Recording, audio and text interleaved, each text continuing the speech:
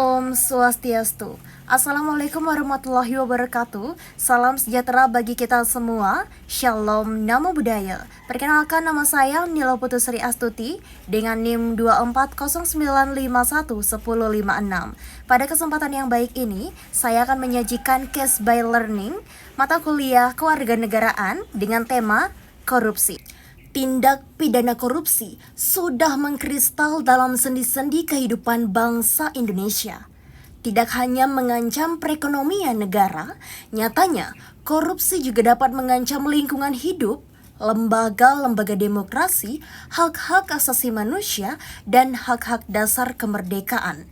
Dan yang paling buruk adalah menghambat jalannya pembangunan dan semakin memperparah kemiskinan.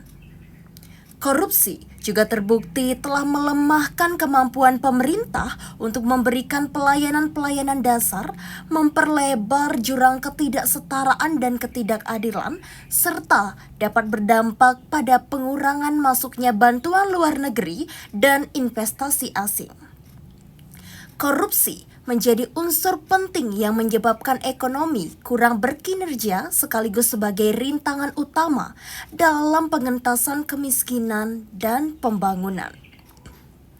Pelaku korupsi adalah orang-orang terdidik dan relatif memiliki jabatan.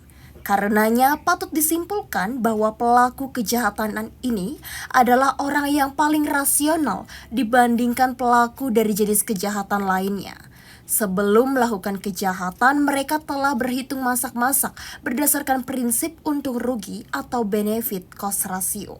Dalam melaksanakan kejahatannya, mereka senantiasa berada dalam pilihan yang sadar.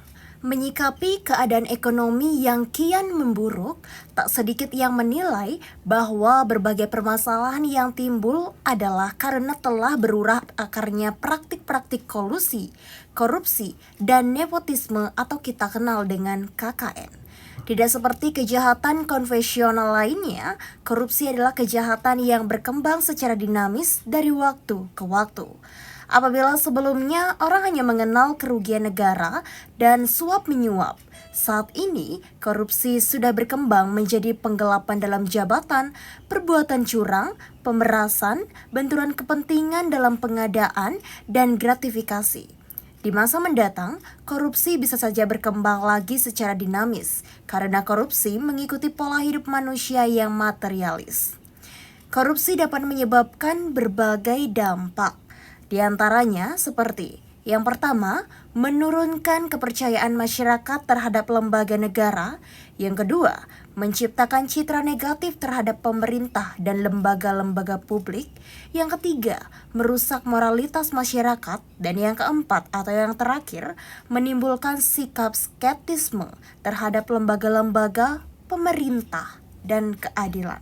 Salah satu contoh kasus korupsi yakni Tata Niaga Komoditas Timah Wilayah Izin Usaha Pertambangan IUP PT Timah Tbk tahun 2015 sampai 2022. Sebanyak 16 orang menjadi tersangka atas kasus dugaan korupsi PT Timah Tbk. Salah satunya yaitu suami dari aktris Sandra Dewi, Herb Mois. Herb Mois merupakan petinggi di perusahaan smelter timah swasta terbesar di PT Revin. Dalam kasus tersebut, Herb Mois disangka menghubungi RZ yang saat itu merupakan pejabat di Direktur Utama PT Timah Tbk untuk mengkoordinir pertambangan timah ilegal di wilayah izin penambangan milik PT Timah. Saat itu, keduanya sempat beberapa kali bertemu untuk membahas pertambangan liar. Keduanya pun sepakat agar kegiatan pertambangan liar itu ditutup-tutupi.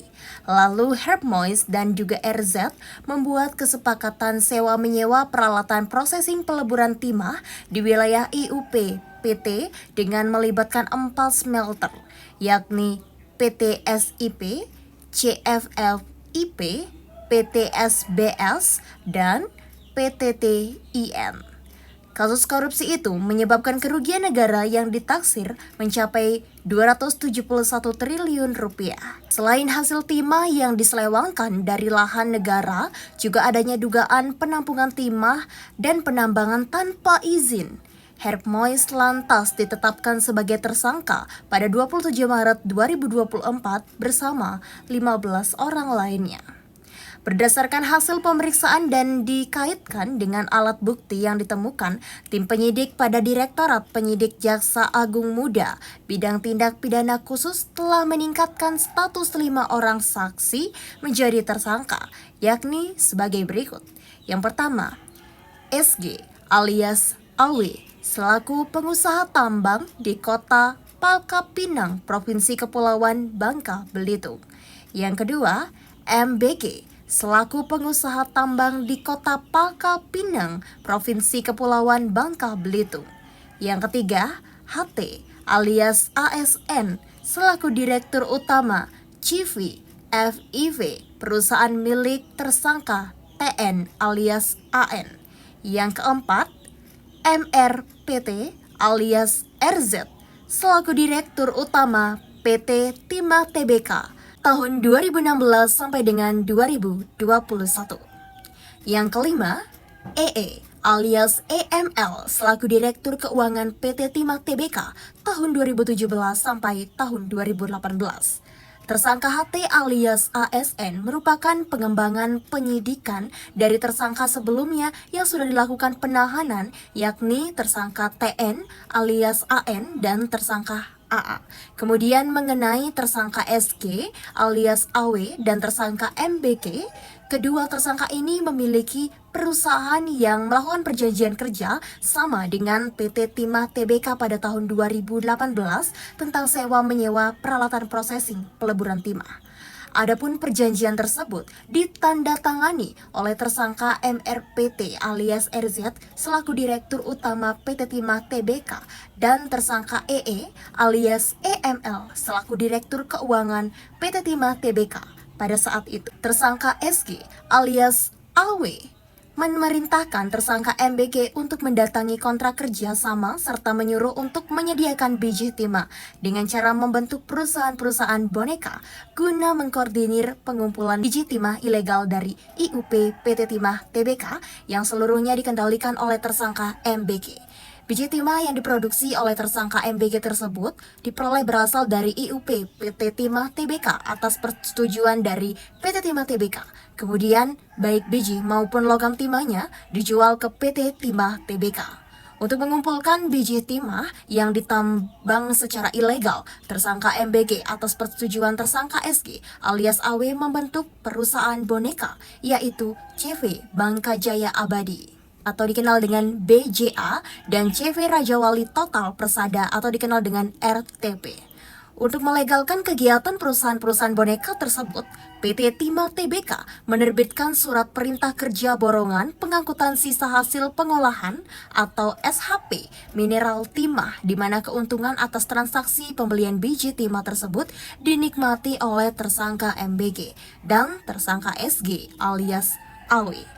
Selain membentuk perusahaan boneka, tersangka MBG atas persetujuan tersangka SG alias AW juga mengkoordinir penambangan timah ilegal di wilayah IUP PT Timah Tbk. Nantinya, mineral biji timah yang diperoleh ini akan dikirim ke smelter milik tersangka SG alias AW tersebut. Perbuatan para tersangka mengakibatkan kerugian keuangan negara yang dalam proses perhitungannya melebihi kerugian negara dari perkara korupsi lain seperti PT Asabri dan Duta Palma. Selain itu, terdapat kerugian kerusakan lingkungan akibat adanya aktivitas penambangan ilegal timah di Provinsi Kepulauan Bangka Belitung. Pemberantasan Tindak Pidana Korupsi atau KPK yang ditetapkan dalam Undang-Undang Nomor 30 Tahun 2002 tentang Komisi Pemberantasan Korupsi sebagai amanat dari Undang-Undang Nomor 31 Tahun 1999 tentang Pemberantasan Tindak Pidana Korupsi. Selain pembentukan lembaga KPK, peraturan dan regulasi juga perlu dibenahi sehingga tidak ada lagi celah bagi wabah korupsi untuk bertumbuh kembang. Pemberantasan tindak pidana korupsi dengan menggunakan ketentuan-ketentuan yang ada dalam KUHP dinilai kurang memadai.